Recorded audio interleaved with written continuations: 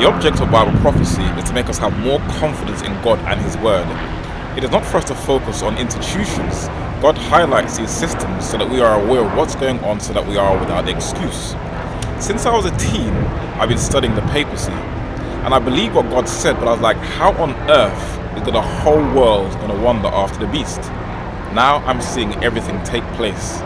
And the system which the Bible calls Jezebel, the little horn, the Antichrist, the man of sin, and the whore of Babylon is now gathering speed and momentum, and the whole world is gradually, slowly gearing towards worshipping that papal beast.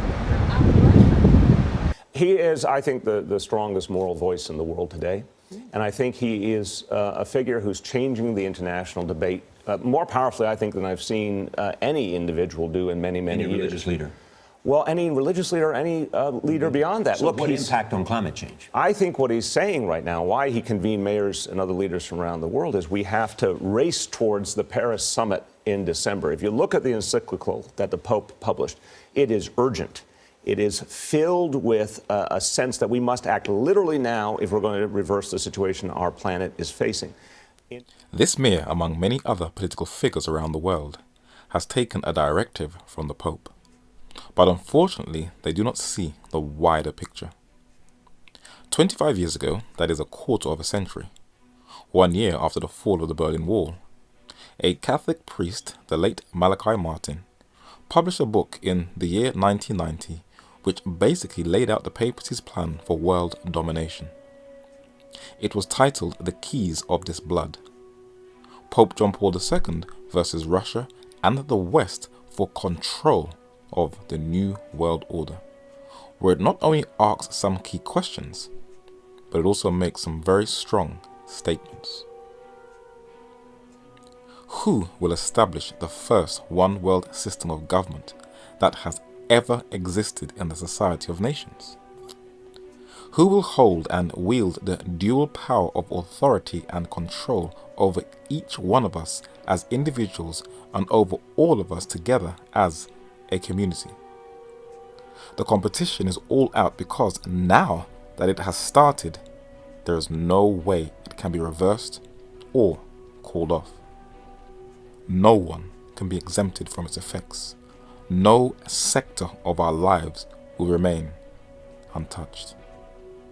As to the time factor involved, those of us who are under 70 will see at least the basic structures of the new world government installed. Those of us under 40 will surely live under its legislative, executive, and judiciary authority and control. What captures the unwavering attention of the secular leaders of the world in this remarkable network of the Roman Catholic Church is precisely the fact that it places at the personal disposal of the Pope a supranational, supercontinental, super-trade bloc structure that is so built and oriented that if tomorrow or next week, by a sudden miracle, a one world government were established, the Church would not have to undergo any essential structural change in order to retain its dominant position and to further its global aims. So what are its global aims? It says that men have no reliable hope of creating a viable geopolitical system or a one world government unless it is on the basis of Roman Catholic Christianity. So the Vatican has openly declared her one ultimate objective: to have the entire world at the seat of her feet. But how would she achieve that? By cleverly influencing world leaders to follow her lead on social issues. Monsignor Marcelo Sorando is an Argentine Catholic bishop and the current Chancellor of the Pontifical Academy of Sciences and the Pontifical Academy of Social Sciences. He organized a workshop from the 2nd to the 6th of May 2014, and it included some of the top scientists in the world, many of them who are members of the Pontifical Academy of Sciences, who, though secular scientists, are using Catholic social teaching such as the common good to interpret how to make the world a better place. Costa Rican diplomat Cristiana Figueres, who was appointed Executive Secretary of the United Nations Framework Convention on Climate Change on May 7, 2010, a day after the Vatican seminar, wrote in the London Guardian that faith leaders need to find their voice on climate change. She said it is time for faith groups and religious institutions to find their voice and set their moral compass on one of the great humanitarian issues of our time. A couple of days later, on May 9, 2014, representatives from the United Nations went to the Vatican to hear Pope Francis I give them a speech on helping the injustices of the needs of the poor peoples of this planet. Cristiana Figueres tweeted that the United Nations and the Vatican should make people even more aware of climate change. To lay the groundwork for Pope Francis I's visit in September 2015, he had to condition the most influential minds and lay the groundwork first. So the head of the Pontifical Academy of Sciences, again, hosted another workshop in April 2015 titled Protect the Earth, Dignify Humanity. And in attendance were some of the most influential politicians, economists, scientists, and members of the world's religions who embrace the Pope's New World Environmental Order. 1 month later, in May 2015, the Pope's encyclical Laudato Si was published. News channels were in on the hype, which gave the papacy more prestige. Orthodox bishops went to the Vatican and followed its lead. It was embraced by the faculty of Yale University in the United States. But what does it actually teach? It was the most successful way of introducing Catholic social teaching to the masses. Listen to the language very carefully. Section 1 says, Laudato Si, mi Señor, praise be to you, my Lord. In the words of this beautiful canticle, Saint Francis of Assisi reminds us that our common home is like a sister with whom we share our life, and beautiful, and the word highlighted in red, Mother, who opens her arms to embrace us. Praise be to you, my Lord, through our sister, Mother Earth, who sustains and governs us, and who produces various fruit with colored flowers and herbs. Why is Mother used? This is a slick way of coercing Gaia-worshipping environmentalists into drinking the ideological wine of papal Babylon. For further on in the letter, we see who Mother is in section 241. Mary, the mother who cared for Jesus, now cares with natural affection and pain for this wounded world. Carried up into heaven, which is unscriptural, she is the mother and queen of all creation. When you read the Catechism of the Catholic Church from the Vatican website, it reads in section 169 that salvation comes from God alone. But because we receive the life of the faith through the Church, she is our mother. We believe the Church is the mother of our new birth and not in the Church as if she were the author of salvation. Because she is our mother, she is also our teacher in the faith. Goodbye, Holy Spirit. In section 181 it reads, the Church is the mother of all believers. No one can have God as Father who does not have the Church as Mother. Didn't Jesus in John chapter 14 and verse 6 say, I am the way, the truth, and the life, and no man cometh unto the Father but by me? Obviously Rome does not think so, but Catholic social teaching is having a stronger influence than you think. Naomi Klein is a famous social activist and a strong critic of social injustices. She was invited to the Vatican in June 2015 to discuss climate change. And once the Vatican can get the most influential figures to embrace her, she'll be unstoppable. The following month, in July 2015, 60 mayors were invited from all over the world to discuss climate change at the Vatican. And all the mayors said that they will do exactly what the Pope says.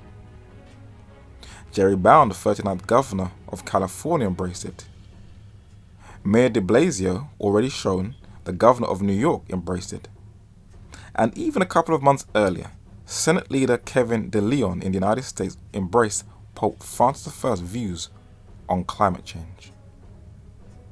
A couple of weeks later, in the beginning of August 2015, President Obama imposed stringent emissions cuts on the power sector in line with the Pope's encyclical on climate change.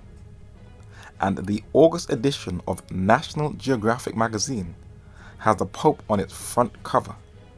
So the Vatican skillfully laid the groundwork so that when the Pope arrives in the United States, the ground is ripe for him to tell them anything. Politically, his visit is a powder keg. And I think that moving into this trip, a lot of people have expectations that he's going to reinforce this or that particular ideological position. Actually, I think that they should all be very nervous because he offers a worldview that really doesn't fit into American political categories. And this is going to be quite confounding, I think, for a lot of mainstream American politicians. But how will those be viewed who oppose his visit? The London Guardian noted the history of anti-Catholicism in America, not really giving a reason why. And at the end of the article it reads that if some religious fanatics greet Francis with posters calling him the Antichrist and Babylon's whore, they will be on the fringe of the fringe, or you could say domestic terrorists. Because secular minds cannot decipher spiritual eternal concepts in the Holy Scriptures, they attack what they do not understand. When identifying the last power on earth, the book of Revelation says, "And upon her forehead was a name written, Mystery, Babylon the Great, the mother of harlots and abominations of the earth." Revelation chapter 17 and verse 5. In ancient Babylon, the king wore the mitre with the tassels going down to his back and had a golden cup in their hand. And in papal Babylon, the popes have also been attired with the same mitre, also with a golden cup in their hand. In ancient Babylon, the crescent moon inside the sun represented the celestial worship of the heavenly bodies, where they worshipped the creature more than the creator. And that system of pagan idolatry has been transferred to papal Babylon, where the monstrance used in Mass has the crescent moon that will hold the wafer, representing not Jesus Christ, but the sun god. Calling papal Rome Babylon is not new at all. William Tyndale, the 16th century English reformer, who translated most of the Bible from Hebrew and Greek into English, identified the papacy as Mystery Babylon. He said that the great idol, the whore of Babylon, Antichrist of Rome, whom they call the Pope. The following century, Thomas Goodwin, president of Magdalen College of the University of Oxford, is clear that this view preceded Tyndale by many centuries. He said that in the same chapter, that is 17, you find this Romanum Ecclesiam es Meretricum Babylonicum, that the Church of Rome was the whore of Babylon, which thing the professors in those next ages did inculcate and insist on, and made the eminent article of their profession and confession. By this was especially done by Wycliffe and his followers, beginning about the year 1371 in England, and after him by John Huss and Jerome of Prague and their followers, anno 1400. In the following century, Thomas Newton, who was the Bishop of Bristol, carried the torch and verified this clear biblical Protestant position. A woman sitting upon a beast is a lively and significant emblem of a church or city directing and governing an empire. The woman is arrayed or clothed too, verse 4, in purple and scarlet color, this being the color of the popes and cardinals. In the following century, Dr. Henry Grattan Guinness, missionary, preacher, author, and prophetic scholar, continues in this historicist school of prophetic interpretation. He said that the view that Babylon meant the Church of Rome was held long before the Reformation, and may be said to some extent to have produced it. The Babylonian harlot is represented as enthroned upon many waters, which are nations and peoples. She is not only a church, but a church ruling nations. That is, she claims a temporal as well as a spiritual sway. She governs the beast and his 10 horns, and so unites a civil and a religious supremacy. Now, this is one of the most striking characteristics of the Church of Rome, and of that church only. Now, who revealed this light to these intellectual English prophetic scholars? I, Jesus, have sent mine angel to testify unto these things in the churches. I am the root and the offspring of David, and the bright and morning star. So the object of prophecy is not only to guide God's people through time and throughout the ages and identify the obstacles they would face, but more so than ever that the character, and I have to stress it, the character of Jesus Christ is developed in their lives, and that there is more confidence in Jesus and his word for those professed who doubt. We have also a more sure word of prophecy, whereunto ye do well that ye take heed to it, for it is a light that shineth in a dark place until the day dawn, and when it is embraced and acted upon and studied, the day star, who is Jesus Christ, the bright and morning star, will arise or manifest in your hearts or in your everyday life. So when we see the papacy, the whore of Babylon, while the world scratches their head on how a geopolitical religious power can have such a global sway on secular leaders all over the planet, those who study the two kingdoms still may be a little shocked themselves, but have confidence in God's word that he foretold us of these things to guide God's people into eternity. So as this study comes to a close, let us analyze what the papacy's endgame is. The world has been sucked into the vortex of papal hype. Pope Francis I is seen as this global megastar, but so was the late Pope John Paul II. He was also viewed as a global celebrity. And what people think are new policies by Pope Francis, if a little more background research is done, they would know that he has only continued where his predecessors have left off. In this book, The Keys of this Blood, you will clearly see that what many view as new has been mapped out a quarter of a century ago.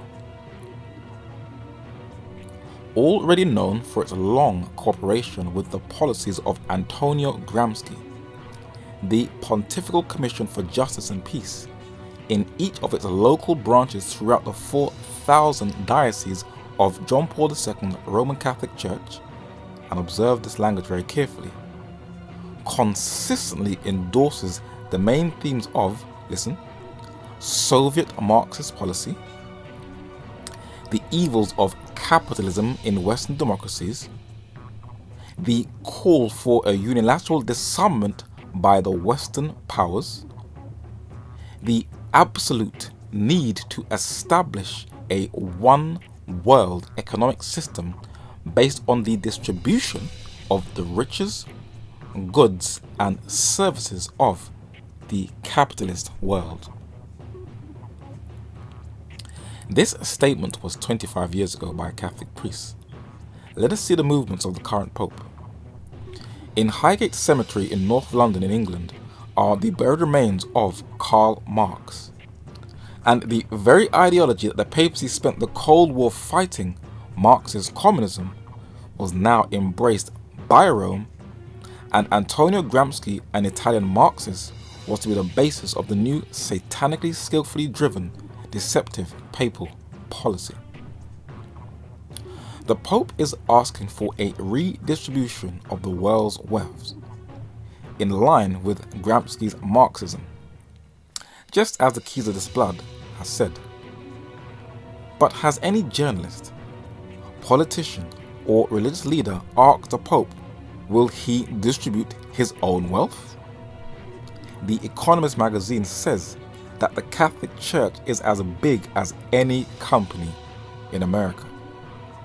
Time magazine says the Vatican has big investments in banking, insurance, chemicals, steel, construction, and real estate. A British director plans to do a film of the Vatican's deep connections with the mafia, which is probably its connections also to its narcotics money. The Vatican is very secretive about its economic holdings, and only through pressure has it released its financial report. She is rich, beyond rich, rich, rich, rich. Avro Manhattan, when researching the Vatican's wealth, documented that a Vatican official who, when asked to make a guess at the Vatican's wealth today, replied very tellingly, "Only God knows." Who controls this wealth that Revelation chapter 17 verse 4 and chapter 18 verse 3 foretold us about? According to the Roman Catholic canon law, it reads that the Roman pontiff, by virtue of governance, is the supreme administrator and steward of all ecclesiastical goods. Not the best person in the world to tell the planet to distribute wealth when you had the richest corporation on the entire planet. The Pope, as the Keys of this Blood says, slams the arms trade. It is true that the arms trade grows from strength to strength because war is a business. Lockheed Martin is to buy Sikorsky, maker of the Black Hawk helicopters, from rival United Technologies for $9 billion, that is 5.8 billion pounds, consolidating its position as the Pentagon's largest supplier. Since Iran has made a deal with the United States about nuclear weapons, international aviation companies, among them Boeing and Airbus, are likely to seek the Iranian government. BAE Systems, though British, is one of the largest arms or defense contractors in the world, who is one of the 6 largest suppliers to the United States Department of Defense. But who buys stocks in this company?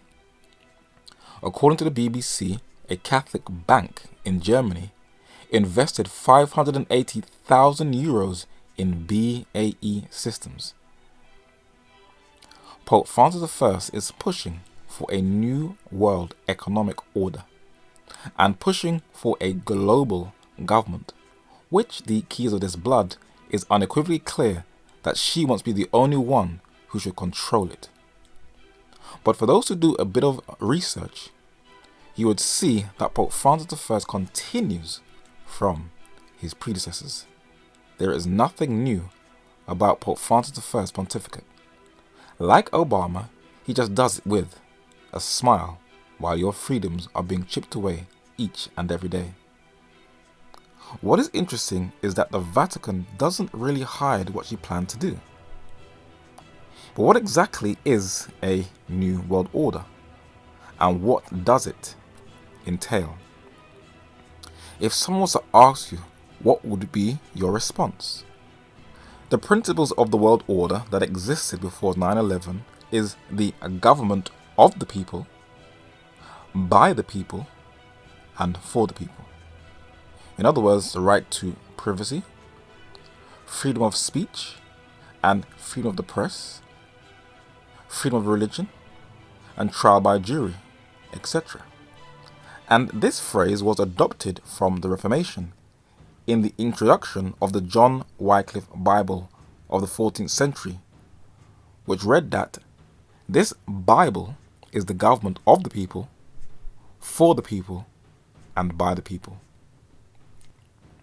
In a book titled Roman Civil Liberty, James Aiken Wiley shows us what has given us our current world order. In 1380, Wycliffe published his translation of the Bible. The Reformation came preaching the true jus divinum when it taught the right of society to govern itself according to those eternal principles of justice, equity, and order which God has graven on the natural conscience. God alone, said the Reformers, is Lord of the conscience. That was the truth that made Europe free. But the Pope, in his meeting with the current president of Italy, Sergio Mattarella, thinks otherwise. According to the website of the Vatican Radio, Pope Francis I said, religion should not be confined to personal conscience. So to have a new world order, you have to destroy all the freedoms that has been handed down from the Protestant Reformation based upon the Bible. And this is the only way Mystery Babylon, the Papacy, can reign supreme. If you really want to know about the Papacy, then you have to study the Bible. Not for head knowledge to debate and bash people over the head with, but for spiritual edification and to share with others that there is a God in heaven who has not abandoned his creation, but wants to commune with us throughout the ceaseless ages of eternity. I know it can be very depressing when you see the madness taking place in this world, but prophecy said Christ is coming back. As a policy of even at the doors, please research every Bible text and every other document for yourselves in this study. As I've been telling people for years, if you do not have a desire for God and His Word, this information just go over your head. It will be irrelevant to you. But the more you desire to be like Him, when you observe these things, the object of prophecy is to really strengthen your walk with God.